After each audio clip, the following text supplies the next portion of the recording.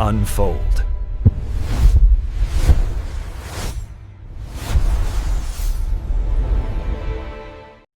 For a short, honestly, kind of terrifying moment back in 2022, it really looked like our entire understanding of the universe might be fundamentally wrong. Our brand new eye on the cosmos, the James Webb Space Telescope, found something, well, something that just shouldn't exist. So what we're going to do here is unpack a cosmic detective story. It's about a crime that never actually happened and a mystery that turned out to be even stranger than we could have possibly imagined. And that quote from an astronomer, wow, it just perfectly captures the shock. See, when we peered into the universe's earliest nursery, the first few 100 million years right after the Big Bang, we were expecting to find cosmic infants, little baby galaxies. Instead, we found that. Fully formed, heavyweight galaxies that, according to our rulebook, had absolutely no business being there. Okay, so to really get what happened, we have to set the scene of the crime. Our Standard Model of Cosmology, it's called Lambda CDM, which stands for Lambda Cold Dark Matter. It tells us a really specific story. It says gravity is a patient architect. It builds things slowly, starting small and then merging them over billions and billions of years. So the very first galaxies, they should have been these small, chaotic, low-mass toddlers, just kind of learning how to build stars. But the mismatch between what we expected and what we saw was just staggering. On the left, that's the prediction. Small, dim, toddler galaxies slowly piecing themselves together.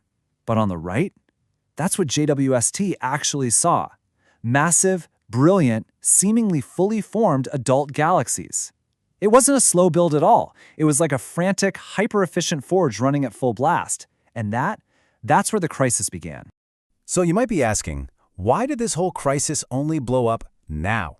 Well, it's because this impossible evidence was only visible thanks to an absolutely incredible leap in technology. For decades, it turns out we were basically looking at the crime scene with the wrong kind of flashlight.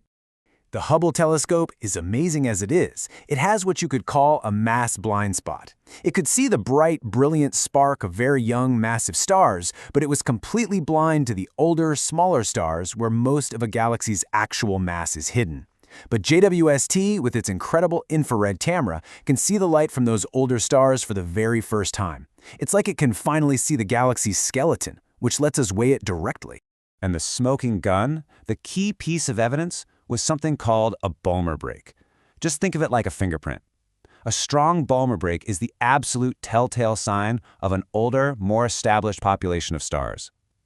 Finding this signature in galaxies at the dawn of time, it was like finding a dinosaur's fossil in rocks from way before dinosaurs were even supposed to exist.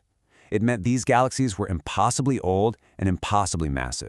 So, with this smoking gun in hand, it was time. It was time to formally charge the main suspect, our Standard Model of Cosmology. And this was done with something that sounds pretty serious, called the Mike-Boylan-Kolchin stress test. It's basically a calculation designed to see if these galaxies could even exist without, breaking the entire universe. The test itself is based on a really simple idea, a cosmic budget. So, step 1. Dark matter halos provide a container for a galaxy to form inside of. Step 2. The universe provides a fixed amount of gas, the ingredients, within that container. And step 3. Stars are formed from that gas. Now here's the crucial point. You simply cannot make more stars than you have gas to build them with. And this is the verdict that came back from the stress test. For these galaxies to exist, they would have had to convert 99% of all the gas available to them directly into stars, an efficiency of 99%. That just defies all known astrophysics. Star formation is messy. You have explosions and radiation that are always pushing gas away. A 99% efficiency it's just physically impossible. The rules had officially been broken. So, when the evidence doesn't fit the laws of physics, you really only have two choices. Either the laws are wrong, or the evidence is somehow misleading you. So, like any good detective story, the investigators lined up a few suspects that could explain how we were being deceived. All right, first up, we've got cosmic dust. And its motive? Simple deception. You see, just like smoke can make a distant light look redder, a thick veil of dust can make a really young, hot, star-forming galaxy look deceptively red and old. It's a pretty simple disguise, but could it really explain these super extreme cases? The consensus was probably not, at least not on its own. Suspect number 2 is a little more clever. It's more of an imposter. What if the recipe for making stars was just different in the early universe? What if these galaxies were top-heavy, meaning they were full of big, bright, massive stars, but very few of the small, dim stars that actually contain most of the mass? If that were true, we'd see all this bright light, assume the whole family of stars was there, and we'd essentially be hallucinating mass that doesn't actually exist. A very clever trick. And finally, we have what you might call the nuclear option. What if the culprit wasn't the galaxy at all, but the universe itself?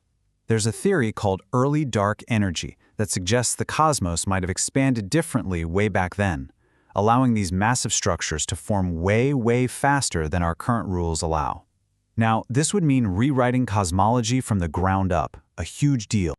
So just as the entire community was debating all these wild possibilities, a brand new clue appeared on the scene. It was something small, something red, and something that would completely change the entire focus of the investigation.